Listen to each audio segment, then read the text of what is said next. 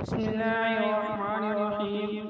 ایسی کون سی حدیث تھی جو امام بخاری رحمۃ اللہ علیہ کو شروعات میں رکھنی پڑی؟ وہ حدیث ایسے صحابی کی ہے جس کے لیے دنیا آج تک آنسو بہا رہی ہے۔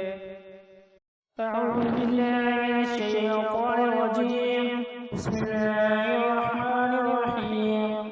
بخاری شریف کی 54 حدیث اور کتاب ایمان کی 47ویں حدیث ہے۔ قال حدثنا عبد الله بن مسلمة قال أخبرنا مالك عن يحيى بن سعيد عن محمد بن إبراهيم عن علقمة بن وقاص عن عمر أن رسول الله صلى الله عليه وسلم قال الأعمال بالنيات ولكل امرئ ما نوى فمن كانت هجرته إلى الله ورسوله فهجرته إلى الله ورسوله ومن كانت هجرته لدنيا يصيبها أو امرأة يتزوجها فهجرته إلى ما هاجر إليه۔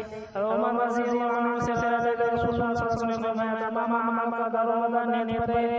انسان کو ویسا ہی بدلہ ملے گا جیسے وہ نیت کرے گا۔